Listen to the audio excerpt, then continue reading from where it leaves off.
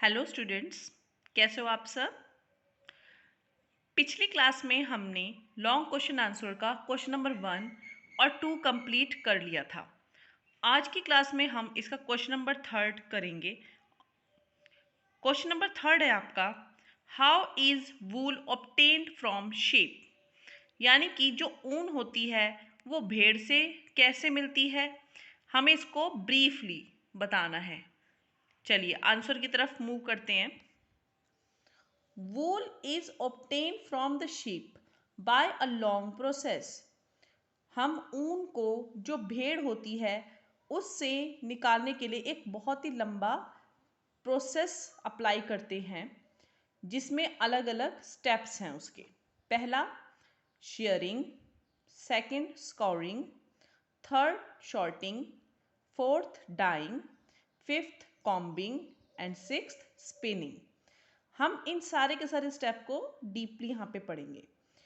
पहला है शेयरिंग, यानी ऊन निकालने के लिए सबसे पहले शेयरिंग में क्या किया जाता है, the process of removing hair from the body of a sheep in the form of fleece. यानी कि जब भेड़ के शरीर पर से बालों को यानी उस ऊन को, उस फर को हटाया जाता है, उस फ्लीस के फॉर्म में उसे हटाया जाता है, तो वो प्रोसेस शेयरिंग कहलाया जाता है। Second, scouring, the process of washing the fleece that removes dust, dirt, dried sweat and grease।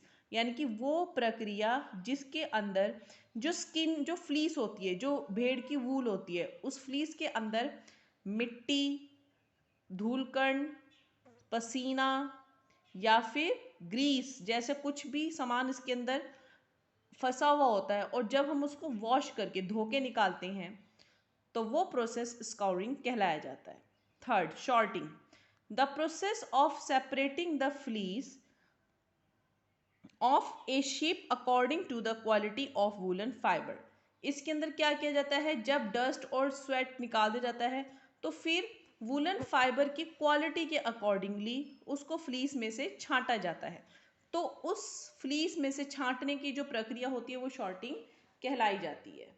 Fourth dyeing, the natural fleece obtained by short can be dyed in different colors।